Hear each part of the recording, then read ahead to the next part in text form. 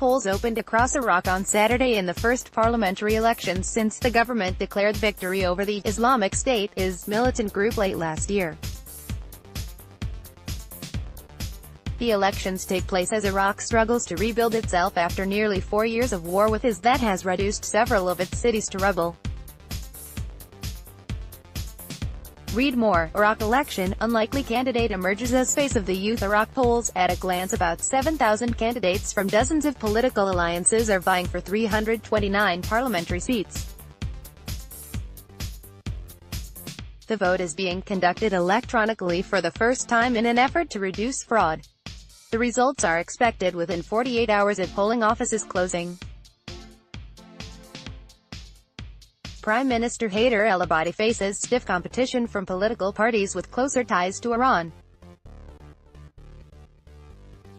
Abadi's most powerful opponents are his predecessor, Nouri al-Maliki, and the Fatah Alliance, Arabic for Conquest, headed by Hadi al-Amiri, a former transport minister and commander of the Shiite Badr force, closely linked to Iran. Read more. The Iraq War, in the beginning was the lie, I will mark an X on my ballot. Jamal Moassaow, a 61-year-old butcher, said, I will participate but I will mark an X on my ballot. There is no security, no jobs, no services. Candidates are just looking to line their pockets, not to help people. Hazem al-Hassan, a 50-year-old fishmonger in Baghdad, said, it's the same faces and same programs. Abadi is the best of the worst, at least under his rule we had the liberation, from his 58-year-old Jassim Mohsen, who fought against IS with the paramilitary forces, said he's casting his vote for the Fatah alliance because of their personal sacrifices. I elected the Fatah list because they are the only ones who fought Daesh and gave blood, he said, referring to IS by the Arabic acronym for the militant group. Read more. The legacy of the Islamic State. Key issues. The defeat of IS has brought insurgent-style attacks across Iraq, but the country continues to struggle with an economic downturn sparked in part by a drop in global oil prices, corruption, sectarian divisions and years of instability. Lengthy talks, negotiations to form a government are likely to drag on for months as dozens of political parties attempt to stitch together a coalition large enough to hold a majority of seats in parliament.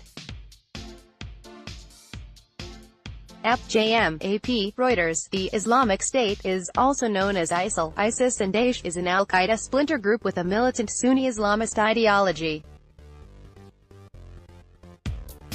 It emerged in the aftermath of the U.S.-led invasion of Iraq in 2003 and is led by Abu Bakr al-Baghdadi. Their goal is to create a worldwide caliphate. It gained worldwide notoriety in 2014 after a blitzkrieg military campaign that resulted in the capture of Mosul. IS is believed to be operational in more than a dozen countries across the world. It controls territories in Iraq and Syria. However, the group has lost much of the territory it controlled in Iraq and Syria at the height of its expansion in 2014. The U.S. leads an international coalition of more than 50 countries, including several Arab nations. Russia, Iran and its Lebanese Shiite ally Hezbollah, which all support the Syrian government, also fight IS. Regional forces such as the Kurdish Peshmerga, above, and U.S.-backed Syrian Kurdish fighters, fight IS on the ground. The Iraqi army and militia have pushed IS from large parts of the country. One of IS' main sources of income has been oil and gas. At one point, it controlled an estimated one-third of Syria's oil production. However, U.S.-led airstrikes deliberately targeted oil resources and the Syrian government as well as U.S.-backed Syrian Kurdish fighters have retaken most oil wells. Other means of income include taxes, ransom, selling looted antiquities and extortion. IS has claimed responsibility for numerous terrorist attacks across the globe. The militant group has targeted capitals across the EU, including Berlin, Brussels and Paris. IS leaders have encouraged so-called lone wolf attacks, whereby individuals who support IS carry out terrorist acts without the direct involvement of the group.